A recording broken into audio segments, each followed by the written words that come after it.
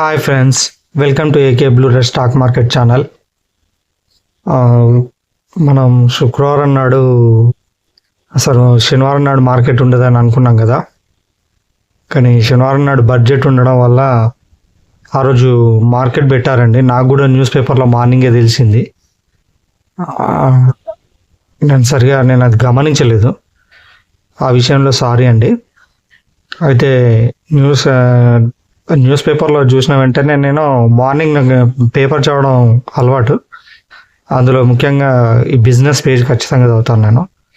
అందులో చూడడం జరిగింది. చూసిన వెంటనే చూశాను, వెంటనే కాల్ చేయలేకపోయాను. దాదాపు ఎప్పుడు ఇచ్చినానంటే 11:04 ఒక కాల్ ఇచ్చినట్టున్నాను. 11:04 ఇచ్చానండి. 78,000 కాల్ ఇచ్చానండి. ఇది కంప్లీట్ ఓటీఎం అండి. అసలు నేనే ఓటీఎం అందన్నవాన్ని ఓటీఎం ఇచ్చాను. ఎందుకంటే ఇక్కడ ఒకటి గమనించాలండి. ఇప్పుడు అన్నిటి క్వాంటిటీ పెంచేశాడండి. ఇంతకుముందు బ్యాంక్ ఎక్స్ 15 ఉండే, బ్యాంక్ నిఫ్టీ 15 ఉండే, కానీ ఆ రెండింటిని 30 చేశాడండి. నిఫ్టీ 25 నుంచి 75 క్వాంటిటీ చేసిండు.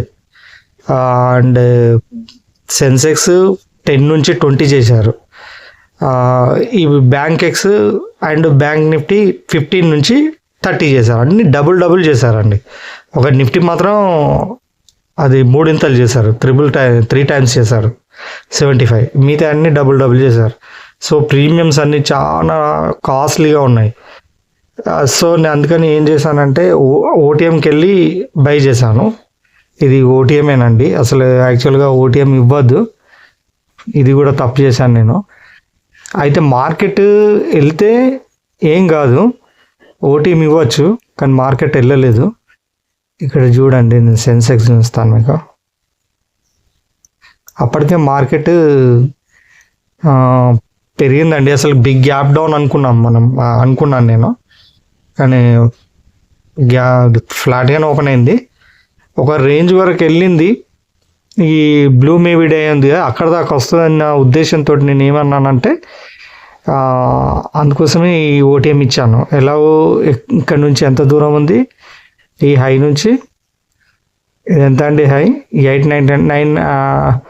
77,900 అనుకోండి.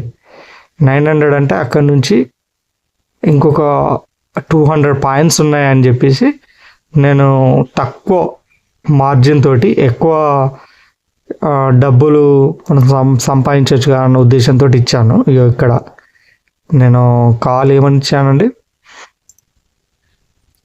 574 దగ్గర బై చేసుకోండి, 549 స్టాప్ లాస్ అని చెప్పాను. టార్గెట్ 622 అని చెప్పాను, కానీ స్టాప్ లాస్ హిట్ అయిపోయిందండి. ఇప్పుడు మనం ఎంత పెట్టామండి స్టాప్ లాస్?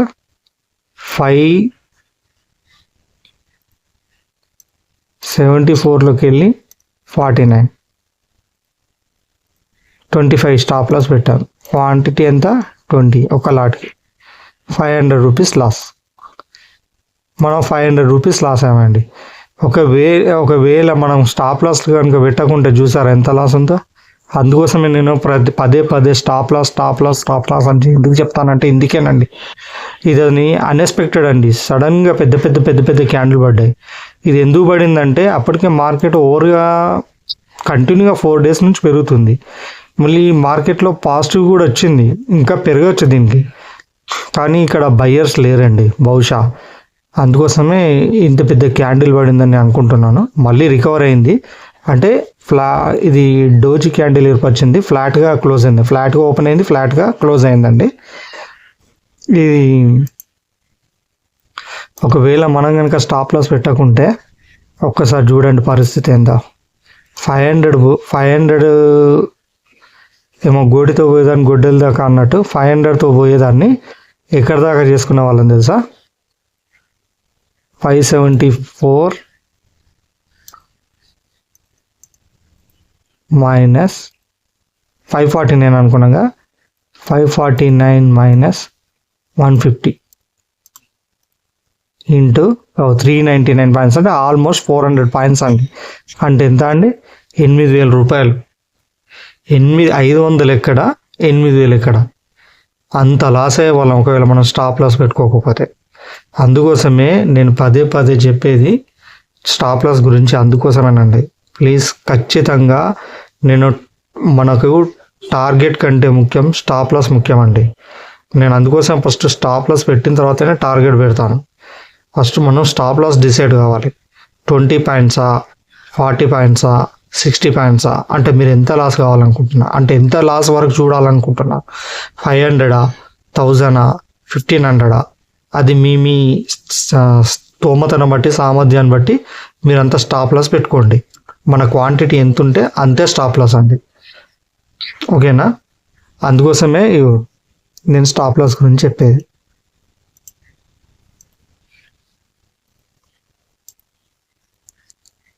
రేపటి మార్కెట్ గురించి మాట్లాడుకుంటే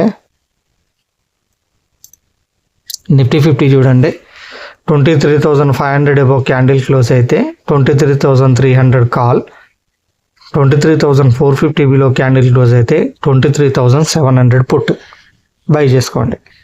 బ్యాంక్ నిఫ్టీ చూడండి, 49,600 అబౌవ్ క్యాండిల్ క్లోజ్ అయితే 48,900 కాల్, 49,500 బిలో క్యాండిల్ క్లోజ్ అయితే 50,100 పుట్ బై చేసుకోండి. సెన్సెక్స్ చూడండి, 76,800 అబౌవ్ క్యాండిల్ క్లోజ్ అయితే 77,000 కాల్ బై చేసుకోండి. 76,700 బిలో క్యాండిల్ క్లోజ్ అయితే 78,000 పుట్ను బై చేసుకోండి. బ్యాంక్ ఎక్స్ అవసరం లేదండి, ఒకవేళ నేను ఉంటే చెప్తాను. ఈ 3 సరిపోతాయండి మనకి. వాటి ప్రీమియం చెప్తాను. 23,000 నిఫ్టీ 50 చూడండి, 23,300 కాల్, 26. ఇది నేను ఎలా చెప్తున్నానో అలా క్లోజ్ అయితేనే కొనండి, లేకుంటే అవసరం లేదు. ఆ రోజు ట్రేడ్ చేయకపోయినా పర్వాలేదు, మనకు ట్రేడ్ చేయకుండా వచ్చిన నష్టం ఏం లేదు. అనవసరంగా ఎక్కడ పడితే అక్కడ ఏదో ట్రేడ్ తీసుకోవాలి కదా అని ఖచ్చితంగా ఏం లేదు. ట్రేడ్ తీసుకోవాలని తీసుకుంటే లాస్ అవుతారు. మనం ట్రేడ్ తీసుకుంటే లాస్ అవుతాం, కానీ లాస్ లాభం అవుతాం, కానీ ట్రేడ్ తీసుకోకుండా మాత్రం అయితే లాస్ అయితే కాం కదా. సో అందుకోసమే నేను చెప్పిన లెవెల్స్ మీద క్యాండిల్స్ క్లోజ్ అయితేనే ట్రేడ్ చేయండి, లేకపోతే వదిలేండి. ఇందులో ఏది క్లోజ్ అవుతుందో చూసుకోండి. నిఫ్టీ 50యా, బ్యాంక్ నిఫ్టీయా, సెన్సెక్సా, అవి క్లోజ్ అయితేనే తీసుకోండి, లేదంటే వదిలేయండి. నేను కాల్ ఇస్తే తీసుకోండి, లేకుంటే ఆ రోజుకి ఆ ట్రేడ్ని అలానే ముగించేయండి.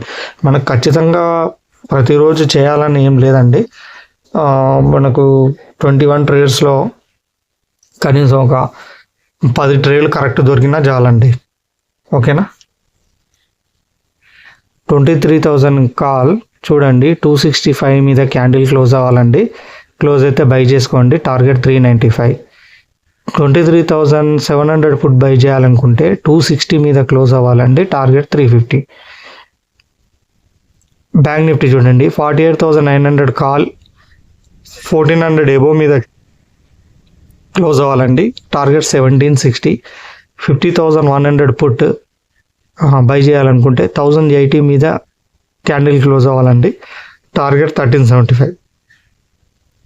77 బ్యాంక్ సెన్సెక్స్ చూడండి, 77,000 కాల్ బై చేయాలనుకుంటే క్యాండిల్ 670 మీద క్లోజ్ అవ్వాలండి, అప్పుడు బై చేసుకోండి, 1,045 టార్గెట్. 78,000 పుట్ బై చేయాలనుకుంటే ఆ క్యాండిల్ 620 మీద క్లోజ్ అవ్వాలండి, అప్పుడే బై చేసుకోండి, టార్గెట్ 920. బ్యాంక్ ఎక్స్ గురించి వద్దండి, ఒకసారి ఇంకొక వద్దామండి. నిఫ్టీ 50 ఉన్న సెన్సెక్స్గా మనకు ప్రామాణికం. ఓకే, నేను ఏం చెప్పానండి ఆ రోజు మా శుక్రవారం వీడియోలో, కావాలంటే వెళ్ళి చెక్ చేసుకోండి. ఏమన్నానంటే శుక్రవారం లెవెల్స్ గురించి పెట్టిన గురువారం పెట్టాను కదా వీడియో, శుక్రవారం 13 minutes పెడితే ఇక్కడ చూడండి, ఇవి 1, 2 ఫస్ట్ సార్ రిజెక్ట్ అయింది, సెకండ్ సార్ రిజెక్ట్ అయింది, థర్డ్ సార్ రిజెక్ట్ అయ్యి 4th సారి దీన్ని ఈ బ్లాక్ లైన్ క్రాస్ అయితే, అంటే ఎంత 23,391 క్రాస్ అయితే ఎంత 23,596 నెక్స్ట్ టార్గెట్, అంటే 600 వరకు అని చెప్పాను. ఎగ్జాక్ట్లీగా చూసారా, ఆ లైన్ కొంచెం క్రాస్ అయిందండి, 632 వరకు వెళ్ళింది. ఓకేనా? వెళ్ళి అక్కడ నుంచి ఒక పెద్ద క్యాండిల్, రెడ్ క్యాండిల్ కింద పడి మళ్ళీ అది ఆ క్యాండిల్ని 50% రికవర్ చేసిందండి. ఇప్పటి నుంచి అయితే నేనైతే పాజిటివ్గానే ఉంటుందని అనుకుంటున్నాను. చూద్దాం ఏమవుతుందో. ఏమన్నా ఉంటే నేను వెంటనే మళ్ళీ తర్వాత వీడియోలో చెప్తుంటాను. సెన్సెక్స్ కూడా అన్నీ అంతేనండి, అన్నీ లైన్ క్రాస్ అయినాయండి. హాఫ్ అన్ అవర్ చూడండి. కానీ బ్యాంక్ నిఫ్టీ అయితే కొంచెం అన్ని బ్లాక్ లైన్ మీదనే క్లోజ్ అయ్యే ప్రయత్నం చేసిందండి. ఎక్కడి నుంచి అండి, ఇది 10th జనవరి నుంచి అండి. ఇక్కడ రిజెక్ట్ అయింది, మళ్ళీ సేమ్ అదే లైన్ అంతే లెవెల్ దగ్గరకు వచ్చి రిజెక్ట్ అయింది, మళ్ళీ అదే లెవెల్ దగ్గరకు వచ్చి రిజెక్ట్ అయింది. మళ్ళీ ఇది 3 సార్లు అయింది కదా సార్, అయింది కానీ 4వసారి ఇక బ్రేక్ ఇచ్చిందండి. హై ఏర్పరిచింది, మళ్ళీ కిందికి వచ్చి మళ్ళీ పైకి వచ్చింది. ఇది కూడా ఈ క్యాండిల్కి హాఫ్ ఆఫ్ ది రికవర్ చేసిందండి. ఇది బ్లాక్ లైన్ మీదనే క్లోజ్ అయిందండి. సో ఇది కూడా ఓకే, పైనే క్లోజ్ అయింది. సెన్సెక్స్ అన్నీ అంతేనండి, ఇక సెన్సెక్స్ ఇవన్నీ అంతే.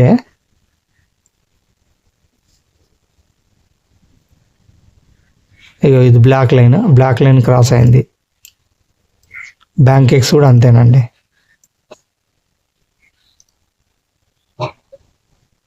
ఇది బ్లాక్ లైన్ క్రాస్ అయింది, మళ్ళీ బ్లాక్ లైన్ మీదనే క్లోజ్ అయింది. కొంచెం నాకైతే మార్కెట్ అయితే పాజిటివ్గానే అనిపిస్తుందండి. చూద్దాం, ఓకేనా. లెవెల్స్ మీరు మాత్రం లెవెల్స్ ప్రకారమే ఫాలో అవ్వండి. డే ఆఫ్ మీద క్లోజ్ అయితేనే మాత్రం మనం ట్రేడ్ తీసుకుంటాం కాలు. డే ఆఫ్ కింద క్లోజ్ అయితే ఏం ట్రేడ్ తీసుకుంటాం, పుట్ ట్రేడ్ తీసుకుంటాం. అదే విధానాన్ని పాటించండి, దాన్నే ఫాలో అవ్వండి, ఓకేనా. స్టాప్ లాస్ మాత్రం స్ట్రిక్ట్లీగా ఫాలో అవ్వండి. స్టాప్ లాస్ విలువ మీకు తెలిసే ఉంటుంది. ఇక్కడ ఇక చూసారా, సడన్గా ఎంత పెద్ద క్యాండిల్ పడుతుందో ఎవ్వరు ఎక్స్పెక్ట్ చేయలేదండి. అందుకోసమే స్టాప్ లాస్ గురించి చెప్తాను, ఓకేనండి. మరో వీడియోతో నేను మళ్ళీ రేపు కలుస్తాను. నా వీడియో కనుక నచ్చినట్టయితే లైక్ చేయండి, షేర్ చేయండి, సబ్స్క్రైబ్ చేయండి. మీ గ్రూప్లో కూడా నా వీడియోని షేర్ చేయండి. ఎవరైతే కొత్తగా స్టాక్ మార్కెట్లో ఉన్నారో నా వీడియో చూస్తే వాళ్ళు లాసెస్ తక్కువ, ప్రాఫిట్స్ ఎక్కువ చూస్తారు, ఓకేనా అండి. మళ్ళీ రేపు కలుద్దామండి. అంతవరకు టేక్ కేర్, బాయ్ బాయ్, జై హింద్.